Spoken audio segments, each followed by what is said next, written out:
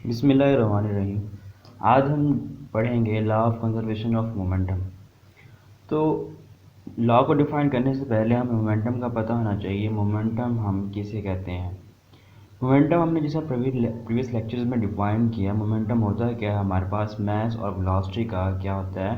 Product होता है। Mean हमारा जो मोमेंटम होगा किसी भी चीज़ का, वो उसकी दो क्वांटिटीज़ पे क्या कर रहा होगा? डिपेंड कर रहा होगा। एक हमारे पास क्या होगी उसकी मास, और दूसरा क्या होगा हमारे पास? वेलोसिटी। ये हमारे पास मोमेंटम का फॉर्मूला है। अब हम आते हैं कि law of conservation of momentum हमें डिफाइन क्या करता है। The momentum of an isolated system of two और more than two interacting bodies remain constant. अब इस चीज़ को डिफाइन करने के लिए पहले हमें क्या करना होगा? आइसोलेटेड सिस्टम की बात करनी होगी, फिर क्या करेंगे? हम इस लॉ को डिफाइन करेंगे। आइसोलेटेड सिस्टम क्या होता है?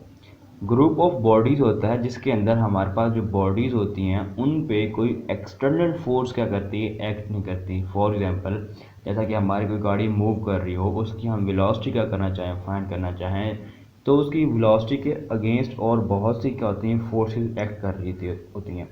रोड फ्रिक्शन होगी, एयर फ्रिक्शन होगी, और वहाँ पे दूसरी भी फ्रिक्शंस हो सकती हैं।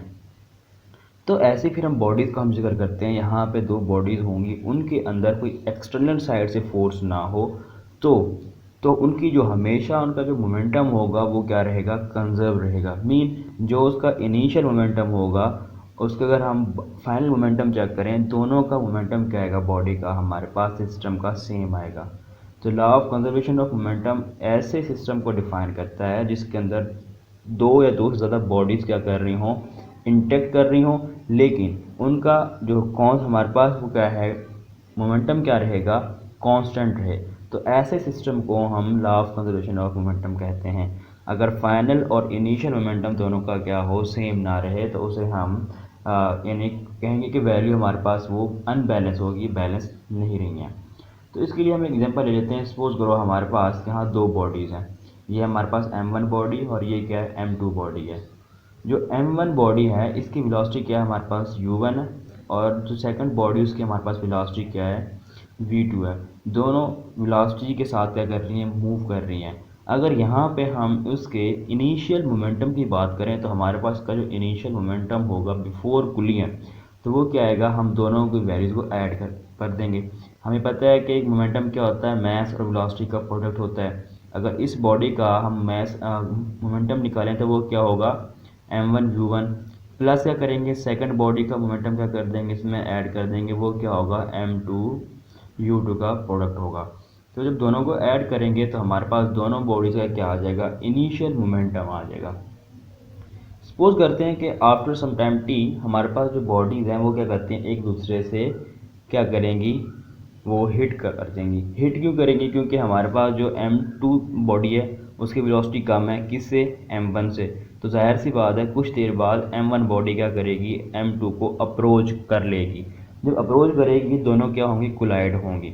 तो इससे फिर क्या होगा? उसकी वेलोसिटीज़ में क्या आ जाएगा? चेंज आ जाएगा। तो इस तरह फिर हमारे पास जाहिर सी बात है जब चेंज आया तो वेलोसिटीज़ में क्या होगा? फ़र्क होगा। तो यहाँ पे फिर ये होगा, जो m2 की वेलोसिटी है वो क्या हो जाएगी? m1 की, और m1 की वेलोसिटी क्या हो जाएगी? m2 की हो जाएगी। तो इस तरह फिर ये होगा कि हमारे पास m2 ज़्यादा वेलोसिटी से क्या कर रहा होगा? मूव कर रहा होगा, और m1 की वेलोसिटी क्या हो जाएगी? स्लो हो जाएगी। तो यहाँ पे जब ये कोलाइड हुई हैं तो इनका हमारे पास अगर यहाँ पे law of conservation of momentum apply करें, जो ये हमारे पास इनिशियल मोमेंटम है, जो फाइनल मोमेंटम आएगा उसके क्या होना चाहिए? दोनों इक्वल होना चाहिए। फिर हम कहते हैं कि हमारे पास ये हमारे पास क्या आ जाएगा? फाइनल मोमेंटम हमने कह दिया, क्योंकि फाइनल मोमेंटम में क्या होगा? हमने वेलोसिटी को डिफरेंस करने के लिए v1 और v2 से क्या किया है? उसके डिफरेंस को हमने यहाँ पर किया है। अब हम कहते हैं कि उसके बाद कोलिजन के बाद हमारे पास बॉडीज़ क्या करती हैं? इस वेलोसिटी से क्या करेंगी? मूव करना शुरू कर देंगी। ये दोबारा क्या आ जाएंगी? उसी शेप में आ जाएगी, लेकिन वेलोसिटीज़ क्या हो गई हैं? एक दूसरे को ट्रांसफ़र हो गई हैं। तो हमारे पास बॉडी में अगर देखें, अगर दोनों का हम कोलिजन ऐड करें तो इनिशियल और फाइनल मोमेंटम क्या रहेगा? हमारा सेम रहेगा। तो अगर दोबारा हम डिफाइन करें तो हमारे पास एक ऐसा सिस्टम जिसके अंदर क्या हो?